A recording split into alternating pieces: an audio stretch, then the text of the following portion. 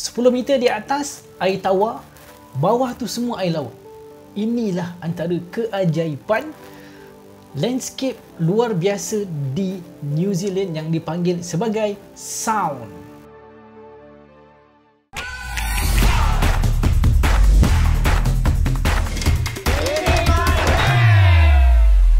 Assalamualaikum warahmatullahi taala wabarakatuh. Apa khabar semua? Bersama saya lagi Shibli dalam Murai TV. Jadi hari ni bukan kita nak cerita pasal Pakistan, tetapi kita nak cerita tentang New Zealand. Saya nak bawakan anda ke sebuah tempat yang mempunyai fenomena yang sangat menarik, di mana air tawar dan air masin, air laut dan fresh water bertembung menghasilkan satu fenomena dan landscape yang luar biasa dipanggil sebagai Sound. Apapun, sebelum kita mulakan, pastikan korang subscribe di channel ni, dan terima kasih kepada semua follower kita, subscriber kita yang daripada Malaysia, Indonesia, Brunei dan Singapura yang telah subscribe. Yang belum subscribe, subscribe dulu geng.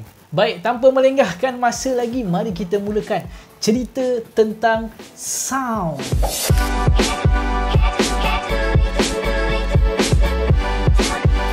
Apakah itu sound? Kalau direct translation Google what is sound, dia akan cakap bunyi. Tapi sebenarnya bukan ya. Di kawasan pantai kita ada tebing, muara, anak teluk, gerbang laut, tanjung, beting pasir. Itu bentuk-bentuk muka bumi di Malaysia lah.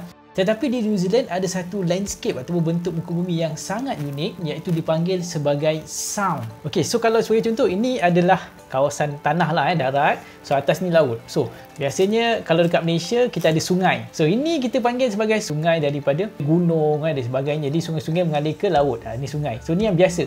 Tapi di New Zealand, dia bukannya sungai, tetapi dia macam sebuah tasik yang bersambung dengan laut. Dan di sekeliling bahagian Sound ni pula dipenuhi dengan gunung lah, bahasa mudahnya gunung. So air laut tak akan masuk dekat sini. Dia akan terus berada di laut lah. Cuma kadang-kadang kalau air tengah pasang, mungkin air laut akan masuk sikit kat kawasan sungai, tapi tak adalah sampai ke dari ke hujung-hujung. Tetapi kalau dekat Sound ni, disebabkan bukaannya besar, jadi keseluruhan kawasan ini sebenarnya dipenuhi dengan air laut. Jadi dari mana je datangnya air tawar? Disebabkan kawasan Sound itu dikelilingi dengan gunung-gunung, so terdapat banyak air terjun yang terus jatuh ke laut. Sound ini dia ada 10 meter, pada bahagian atas tu adalah air tawar dan bahagian bawah tu pula adalah air laut. Jadi dia ada satu ekosistem yang sangat-sangat unik. Jadi kat New Zealand ada banyak landscape alam seperti itu. Sound yang paling terkenal dan wajib pergi sebenarnya dipanggil Milford Sound. Dan orang kata kalau kita pergi New Zealand tapi tak sampai lagi Milford Sound, kita belum pergi New Zealand. Tempat ni memang satu kawasan yang sangat-sangat unik. Bukan sahaja cantiknya, malah dari segi ekosistem dia, pembentukan dia, tempat itu sendiri sangat-sangat menarik lah. So macam mana nak pergi?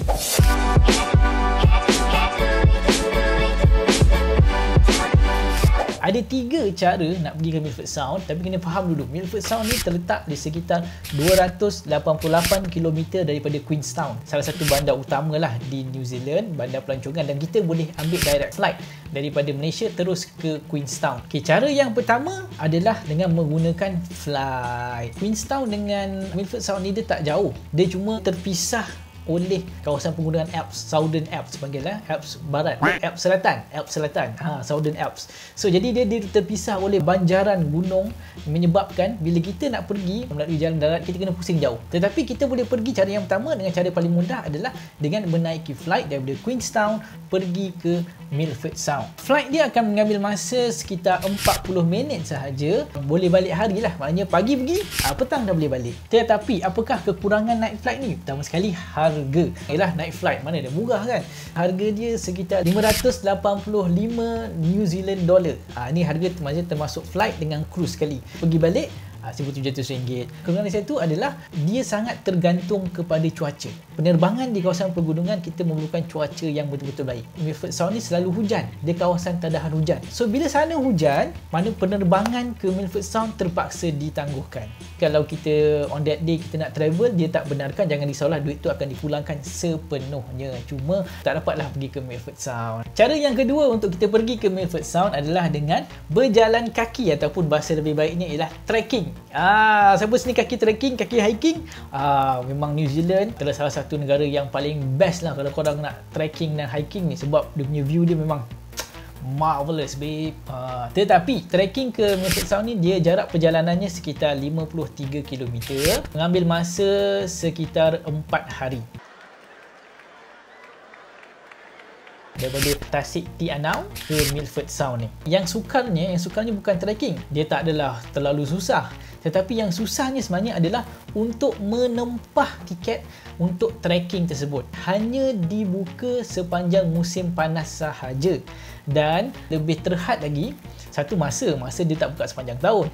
Yang kedua, satu hari cuma dibenarkan 40 orang sahaja untuk trekking. Maksudnya sehari 40. Dia tak benarkan sekali satu hari, tak kisahlah berapa ramai nak masuk, masuklah, tak boleh. Kat New Zealand bukan macam itu. Kita bukannya boleh sesuka hati masuk sama kat macam kat Malaysia ni, kalau kawasan hutan simpan kita kena minta permit. Jadi sama juga kat New Zealand, kita nak masuk kawasan nak trekking ni kita minta permit. Jadi permit itu memang terhad sangat. Sebab apa? Sebab trekking Milford Sound memang sangat terkenal mendapat tempahan dari seluruh dunia. Laluan ni cuma dibuka daripada 23 Oktober sehingga 4 April. Waktu ni musim panas. Musim panas? Akhir tahun dengan awal tahun. Dia kena faham New Zealand ni dia di selatan bumi. Dia di bawah khatulistiwa, garisan khatulistiwa. Dia bukan macam Europe di atas garisan khatulistiwa. Jadi kalau hujung tahun di Eropah salji, hujung tahun di New Zealand musim panas. Jadi dia cuma dibuka hujung tahun dan awal tahun sahaja. Biasanya kalau kita nak booking pergi trekking ni, kita kadang-kadang kena booking sehingga 9 bulan lebih awal. Maknanya tahun depan nak trekking, tahun ni baru booking. Perancangan dia memang sangat lama. Kena tunggu kat depan PC. Dia buka je terus. Aku beli sekarang. Macam beli sambal nyet Khairul Amin tu kan. Memang aku terus beli. Kenapa dia nak terhadkan 40 orang sahaja satu masa dan kenapa dia buka musim panas sahaja? Kita kena faham pertama sekali pada waktu lain. Musim luruh, musim bunga ataupun musim sejuk ni, satu faktor keselamatan lah. Hujannya banyak dengan saljinya lagi dan keadaan pun sejuk. Orang nak camping kat luar ni rasa nak meninggal juga lah. Dan yang kedua juga adalah faktor pemeliharaan flora dan fauna di sana. Dalam banyak-banyak negara yang saya pergi, paling bagus menjaga flora dan fauna di New Zealand. Hang jangan main-main kat sana. Hang bunuh itik, penjara tau. Bunuh ikan pun sebenarnya membawa kepada denda yang sangat tinggi. Memang dia sangat-sangat menjaga alam sekitar mereka. So that's why dia terhadkan. Masa satu hari 40 orang je. Bagus dah sebenarnya dia buat begitu. Bila dia buat begitu, ada masa sebenarnya untuk hutan itu sendiri pulih kembali kepada keadaan asal sebab orang lain masuk. Jadi setiap orang yang lalu tu dia boleh menghayati keindahan alam yang ada. Kalau dah ramai sangat masuk, yang mula-mula je dapat hayati. Sebab yang hujung-hujungnya datang dah botak lah. Botak apa? Kena pijak lah, kena ada sampah lah, ada macam-macam. Sebagai contoh terbaik, tengoklah dekat kita punya negara kita sendiri di Mossy Forest, Cameron Highland kan, sekarang dah ditutup. Sebab apa?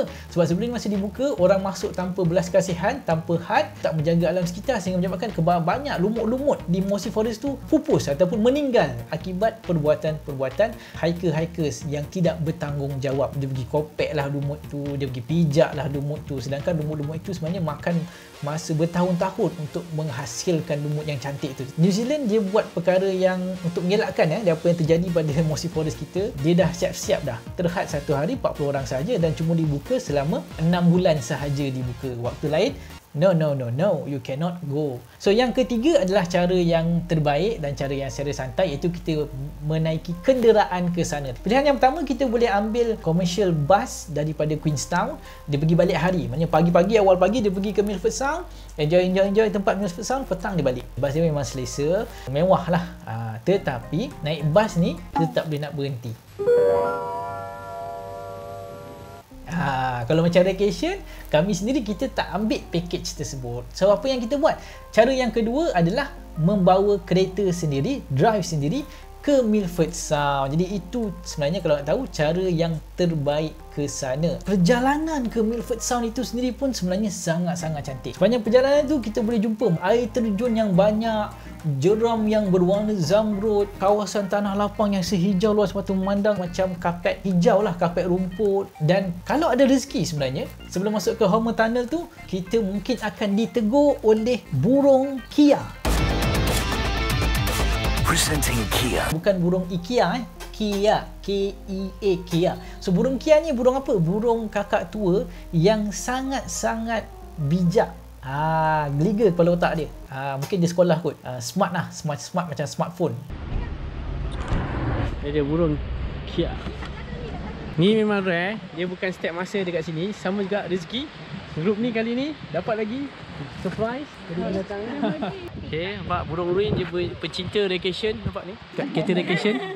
So jadi burung kia ni dia dipanggil sebagai Clown of the Alps. Sementara kita nak menunggu untuk kita masuk ke tunnel tu, kadang-kadangnya burung-burung kia tu akan turun. Macam monyet-monyet yang bijak kat Malaysia lah. Dia nak makanan daripada pengunjung-pengunjung di situ.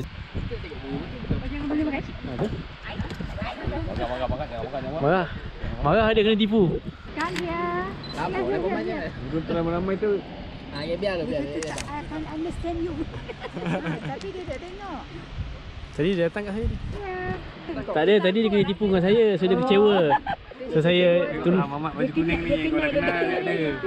saya tunaikan janji, saya tunaikan janji. Okey. Mari kawan dia. Baik dia. Dia datang.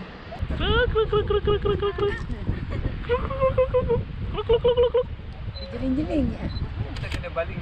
Tetapi kena ingat kita tidak boleh memberi makanan kepada mereka. Dan kalau orang sana orang New Zealand nampak kita bagi makanan, mukanya yang sentiasa mesra berubah menjadi kehijauan seperti Hulk. Dia memang pantang, memang dia marah. Kalau kita bagi makanan kepada burung kia ni.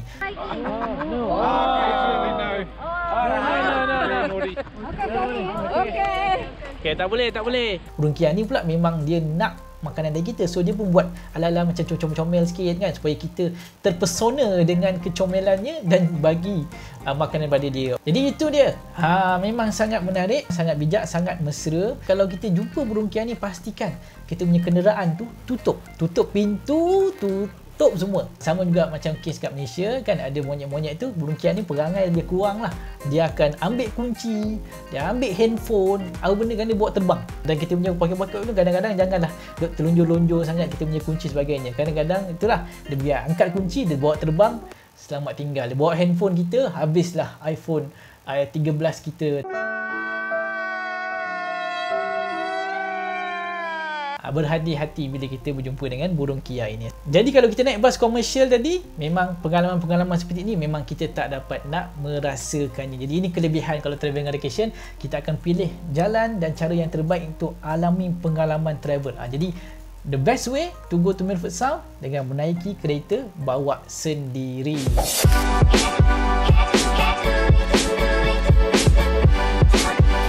Dah sampai Milford Sound. Milford Sound ni apa yang kita nak buat? Pengalaman paling utama lah adalah menaiki cruise. So dia akan bawa kita daripada hujung ni, dia akan bawa sampai ke tengah laut, dia akan patah balik, kemudian patah balik kat sini lah. Jadi cruise lah, dia ada cruise. Kita boleh tengok keunikan landscape dia. Dan sepanjang cruise juga apa lagi yang kita akan alami? Kita akan boleh nampak anjing-anjing laut lah bersidai dan menunjukkan aksi-aksi yang comel di hadapan kita. Dan ada kalanya kalau ada rezeki, ada dolphin. Tapi saya, sepanjang saya pergi, saya tak pernah jumpalah.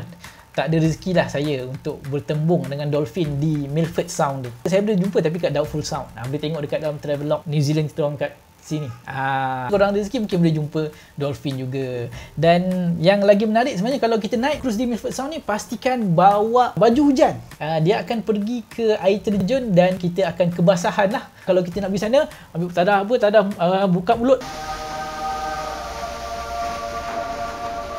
Nak rasa air avian segar dia minum air terjun di New Zealand. Itu antara pengalaman yang menarik lah ketika naik cruise tersebut. Jangka masa kita naik cruise ni sekitar dalam 1 jam 40 minit lah, more or less. Jadi ada banyak pilihan. Ada yang besar, ada yang kapal klasik. Kapal klasik mahal sikit lah harga dia. Kapal macam kapal layar tu kan. Ada yang kapal cruise yang macam dah komersial, yang boleh naik ramai-ramai. Dan ada juga kalau korang ada masa lebih, boleh juga ambil package menginap, tidur atas laut 2 hari 1 malam. Tapi kami kebiasaannya 1 jam 40 minit pun sebenarnya dah mencukupi lah untuk alami keunikan Milford Sound itu. Tapi kalau nak betul-betul rare, sebenarnya ambil Doubtful Sound. Macam kita punya trip travelog kita Doubtful Sound tu. Sebab apa? Kita tidur di kawasan sound tu sambil boleh memancing apa sebagainya, boleh mandi, boleh main kayak dan sebagainya. Kalau yang kat Milford Sound ni dia terlalu komersial, jadi kita duduk dalam kapal je, kurang sikit aktiviti dia. Plus yang biasa pun sebenarnya dah mencukupi. Dan yang terakhir sebenarnya kita tahu sebenarnya Milford Sound ni memang tempat yang unik disebabkan apa yang kerajaan New Zealand buat di situ, iaitu dia tak benarkan menampakkan sebarang pembangunan di kawasan Milford Sound. Walaupun sebenarnya Milford Sound antara salah satu kawasan yang dikunjungi oleh ramai traveller-traveller, tetapi cuma ada satu saja hotel di situ. Itu pun sangat terhad. Kalau kat Malaysia ni, kalau ada tempat yang dah digazetkan sebagai tempat pelancongan, tak payah cakap banyak lah. Tak lama banyaklah hotel-hotel yang naik dan juga gerai-gerai yang buka tepi jalan tanpa ada tanggungjawab untuk memelihara alam sekitar. Tapi di New Zealand tak. Dan malah bila kita masuk ke Milford Sound ni, tidak ada internet. I feel so alone. No Instagram, no Snapchat. Dan kalau nak call orang tu pakai handphone yang satellite tu. Masuk sana memang bersatu dengan alam. Kalau korang pergi tandas awam kat kawasan Milford Sound tu, dia bukan jenis tandas yang ada sistem perpalitan bawa pergi ke loji, tak ada. Tandas dia tandas tandas gali lubang. Dia ada tandas, masuk dalam tandas tu kita boleh nampak orang lain punya orang lain punya hasil dalam tu. Di kampus dia main tandang-tandang kampus.